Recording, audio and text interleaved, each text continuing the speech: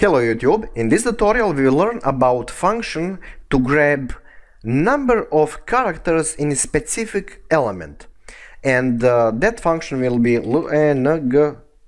think that I wrote that correctly.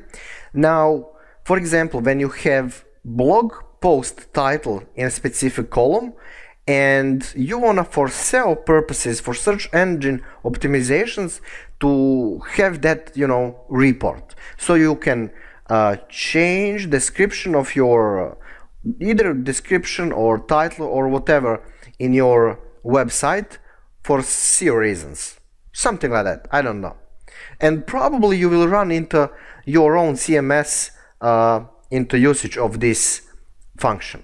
Right, so let's go to actual command, and we will extract all characters here in our column product. So remember, in a couple of last tutorials we did this thing like select and then function, okay? But now we need to say what is our target. So on the first place here there will be no function but target, and that will be this column, so product, and after that you will put comma and use that function and inside you also need to type that same thing, product in this case. Okay, name of report will be like a number of characters or something, number of characters. Okay, from stores, and there you go. So not just that you have number of characters, you also have where are they. Now let's say you have some kind of database, table about persons or about things, and you are narrowing down the search by number by number of these characters.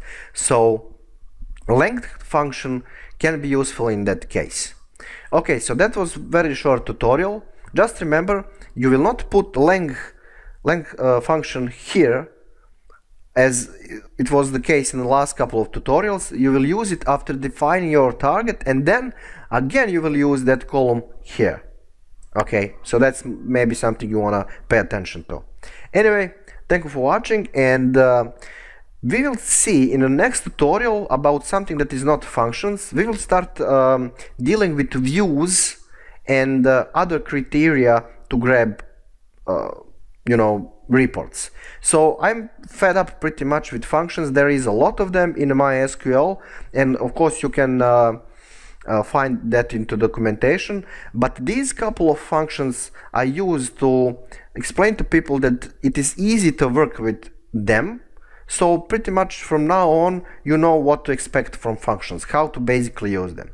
Right, in the next tutorial we will talk about views. See you there.